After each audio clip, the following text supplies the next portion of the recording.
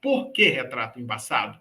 Para representar o segundo sintoma do eu fraco. Porque o sintoma fundamental é o buraco vazio na alma causado por ausência de determinados afetos da sua infância. Então, o segundo, que é o retrato embaçado, você passa na frente do espelho, você olha na frente do espelho, lá na frente daquele espelho lá, você está do lado de cá, lá está o espelho, e você olha, do lado de cá existe uma pessoa grande, do lado de cá existe uma pessoa que todos falam que ela tem um grande potencial, que ela tem uma grande competência, que ela sabe isso, que ela sabe aquilo, que ela lidera, que as pessoas a elogiam, que ela gosta de ajudar as outras pessoas. Então, tudo isso está do lado de cá.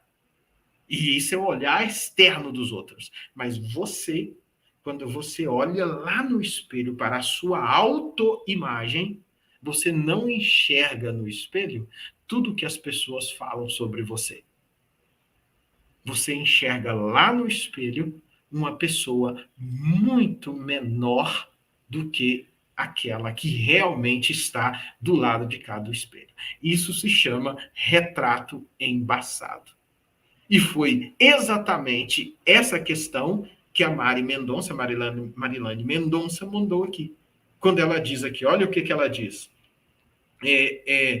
Três coisas importantes, né? Eu não vou citar toda a história, mas ela coloca que tudo que acontecia de errado naquela casa, a mãe chamava as irmãs e as primas para dentro do quarto, e lá dentro do quarto a mãe explicava para as primas o que tinha acontecido, e ela nunca sabia o que era. E depois, mais tarde, as irmãs contaram para ela que a mãe dizia que ela era o problema de tudo acontecer de errado naquela casa. Por causa disso, ela então vai desenvolvendo o que ela chama depois. Olha, aí o que ela diz? Ó, hoje, aí ela pergunta, será a angústia? Eu tenho hoje uma angústia latente dentro de mim. Eu agora, como adulta, eu não consigo me valorizar, mesmo que as pessoas falem para mim o valor que eu tenho, eu não consigo. Eu estou com mais ou menos 49 anos.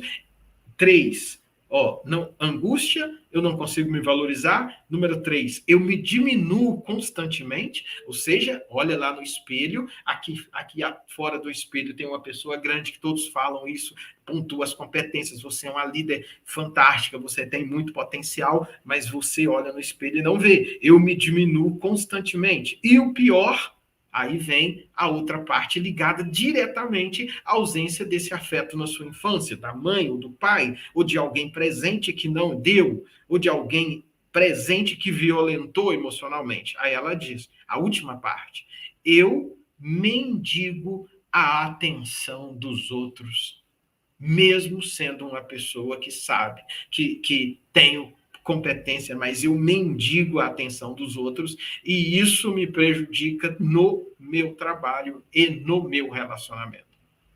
Aí ela pergunta dela, será que isso é sintoma do eu fraco? Totalmente.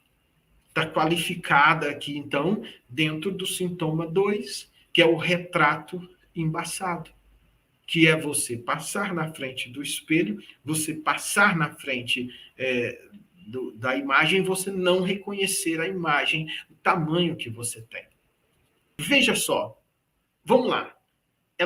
A dor maior dela, só para você entender, a dor maior dela, a mãe, tudo que acontecia às vezes naquela casa, a mãe ia lá no quarto, conversava com as irmãs e não deixava ela saber. Mais tarde, e ela sentia. Mais tarde, as irmãs, então, compartilham com ela que aquela situação era em função de que a mãe falava que ela era, infelizmente, o problema de tudo que acontecia naquela casa. Depois disso, então, ela começa a desenvolver vários e vários sintomas quando ela se torna adulta, e aí ela manda para mim 4 e pergunta qual sintoma do eu fraco ela se encontra. Aí ela fala que ela tem uma angústia que não acaba, e eu mostro para ela que isso é fruto dessa ausência desse afeto, que é o buraco vazio na alma. Ela desenvolveu, por causa disso, a dificuldade de se autovalorizar, ela conta, mesmo todo mundo falando que ela tem um grande potencial, ela não consegue se valorizar, ela então se sente, ela se diminui constantemente, e por pior, que ela então mendiga a atenção das pessoas com medo de ser rejeitada e abandonada. E aí ela pergunta, e o impacto que ela coloca disso maior é no seu trabalho e, óbvio, na sua vida conjugal, nos seus relacionamentos. Conclusão, então. Por que eu mostrei que ela está conversando com o sintoma 1, se você não assistiu, volte e assista depois a live de ontem, ela está conversando com o sintoma central, que é a angústia, esse vazio existencial. Mas o centro aqui são essas duas coisas que ela coloca. Eu me diminuo constantemente e as pessoas falam, eu não me valorizo mesmo que as pessoas dizem que eu sou muito competente. Então, passa na frente do espelho, do lado de cá tem uma pessoa grande, com competência e tudo mais, mas ela se olha na frente do espelho e não se vê como todas as pessoas colocam. Retrato fica embaçado. Segundo sintoma, retrato embaçado. Então, ela está dentro disso, e aí, se você se identifica, só basta colocar aqui eu, se você quiser falar como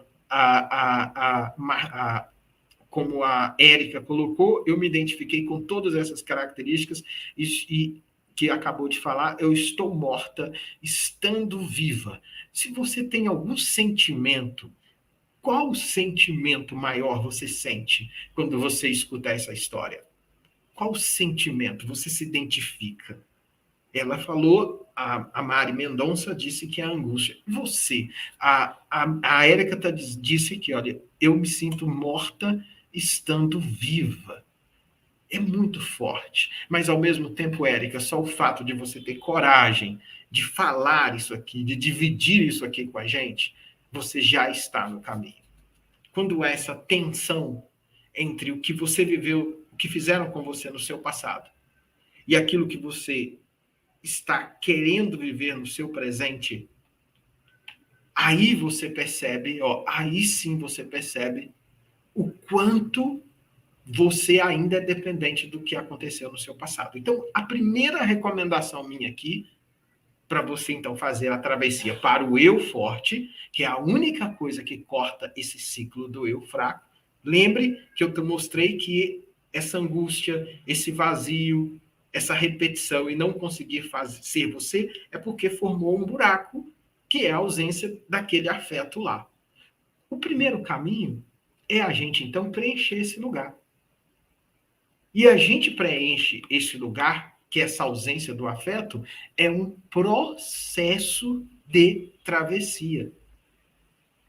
Entende? É um processo de travessia. O processo de travessia para o eu forte, eu vou atrás de um outro referencial emocional, afetivo, para colocar no lugar. Por isso que, muita atenção, por isso que não é sobre voltar para recuperar a sua criança interior perdida.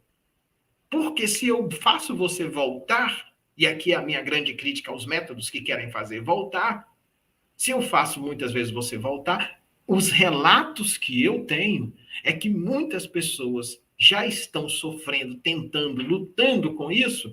Muita gente tentou fazer ele tentar voltar, ele voltou, tanto que não consegue sair de lá mais.